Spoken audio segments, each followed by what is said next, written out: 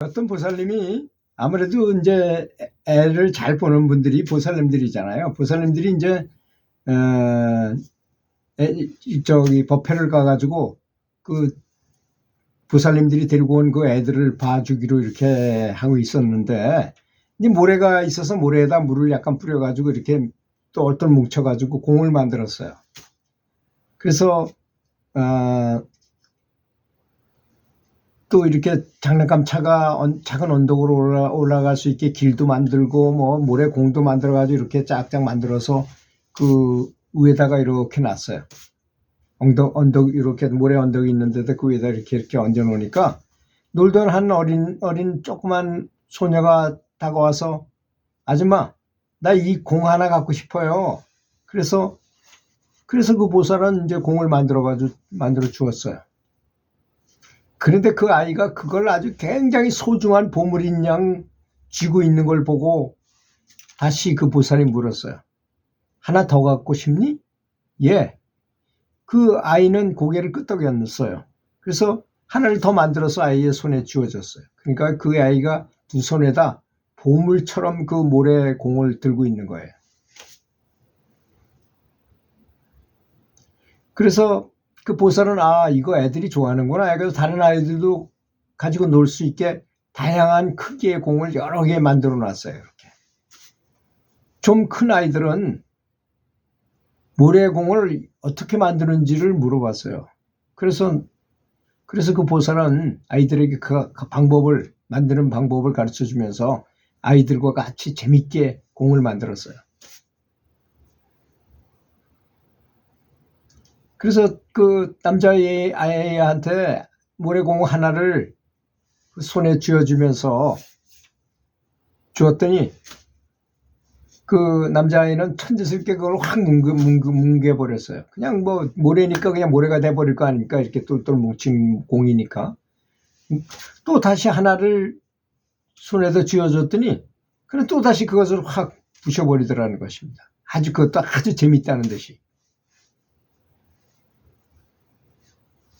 그래서 이제 옆에 있던 그 예쁜 어린 소녀가 말했어요. 아줌마, 쟤는 공을 계속 망가뜨리기만 하는데 제 공은 아직도 멀쩡해요. 제가 보물처럼 가지고 있어요. 그러는 거예요. 그래서 그 보살은 웃음 띤 얼굴로 말했어. 더 큰 걸 갖고 싶니? 그래서 아이는 예 하고 대답하고는 손에 쥐고 있던 공을 던져버리고 내가 더 큰 공을 만들어주길 기다렸어요. 나는 그 남자에게 공을 하나 더 만들어주면 이번에는 부수지 마. 그렇지 않으면 다시는 만들어주지 않을 거야 라고 말했어요. 하지만 그 남자애는 내 경고를 무시한 채 천재스럽게 웃으면서 다시 그 공을 뭉개버렸어요. 그때 다른 옆에서 보고 있던 아이들이 야, 너는 부술 줄만 아는구나 하고 말했어요. 하루는 마루에 누워있는데 문득 한 생각이 떠올랐습니다. 사람들 눈에는 그것이 실제의 공도 언덕도 성도 아니잖아요. 그 모래로 만드는 것에 불과한 건데 가지고 노는 모래에 불과했던 것입니다. 사실 우리 현재 우리 삶이 그렇지 않습니까, 여러분?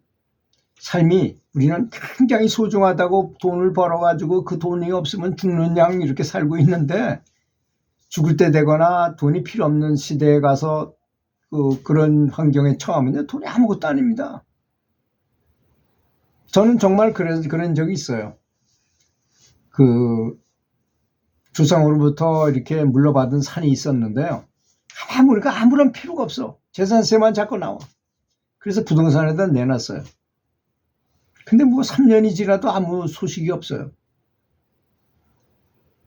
근데 어느 날 연락이 왔어요. 누군가 그걸 산다는 거야. 그것도 아주 꽤 괜찮은 가격으로 산다는 거예요.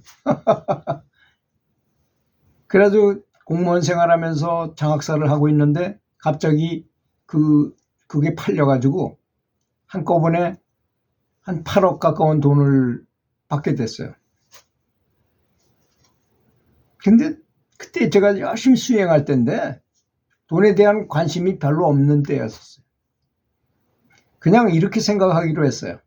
돈을 여기 안주머니에 1억 1억, 뒷주머니에 1억, 속주머니에 2개 1억씩 하면 6억, 8억이다. 8억이 있다고 생각하자. 생각하는 거나 진짜 있는 거나 뭐가 다른가 이거야. 그러면서 이 아내한테도 알리지도 않았어요. 그걸 그렇다는 것을. 아내가 뭐 전혀 알 수 없는 거잖아요. 그거 나한테 내 이름으로 돼 있는 걸 그냥 나 혼자 봐서 있는지 없는지도 모르는 그런 산 그냥 팔았어요. 그래가지고 그 재산을 그냥 제가 갖고 있다가 한 10억을 만들어 가지고 아내를 주려고 그렇게 생각했던 적이 있었습니다. 그렇게 사람은 돈에 대해서 관심을 주면 그게 큰 가치가 있는 거지만 관심이 별로 없는 사람한테는 그게 큰 가치가 되지도 않아요, 사실.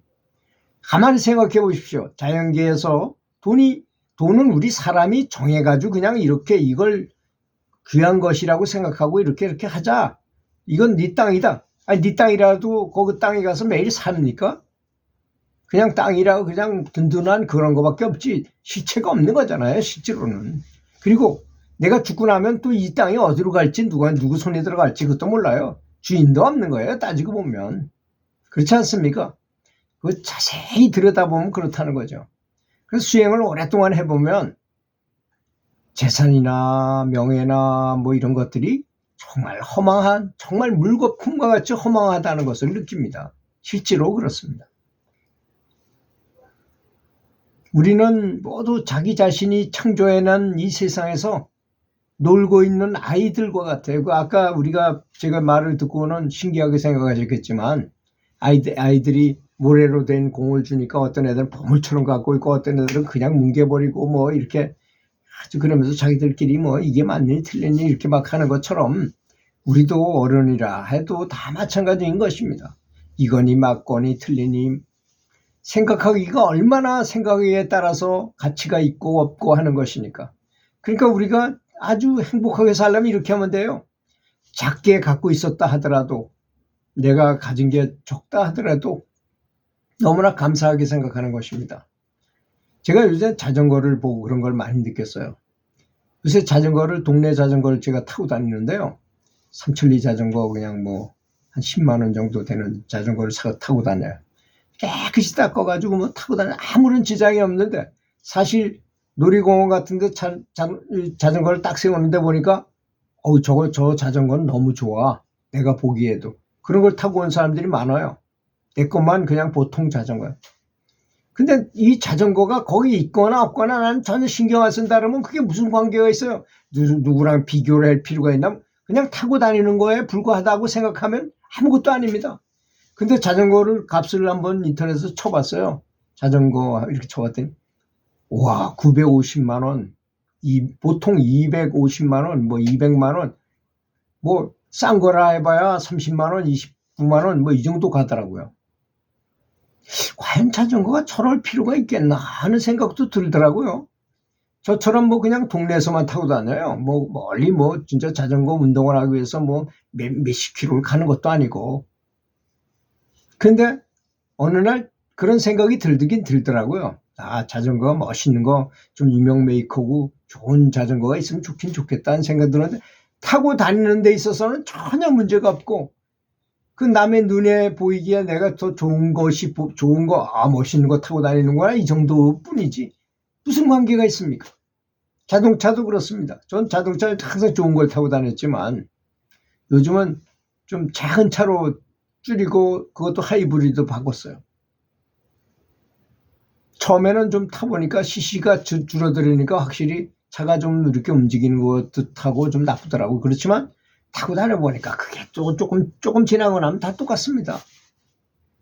지금은 뭐 전혀 차에 대한 부담도 없고 생각도 별로 안 해요. 차에 대한 차가 좋거나 나쁘거나 좋은 차 타고 다니면 젊을 때는 제 좋은 차 타고 다니는 일 있지만 지금은 이 손톱끝만큼도 그게 부러워 보이지 않더라고요. 그 세상 살아가는 게 다 그런 거 아니겠습니까? 우리가 창조해서 만들어낸 놀이에 의해서 가치를 만들고 가치를 느끼고 할 뿐이죠. 사실은 실상은 아무것도 아닌 것입니다. 우리가 아무리 연구를 많이 하고 수행을 한다 하더라도 이렇게 그 진실을 파악하고 그 진실에 대해서 매몰돼 가지고 저게 좋으냐 저게 나쁘냐 내 마누라가 더 이쁘고 저 여자는 더 이런 걸 따질 필요가 있느냐 이런 것입니다.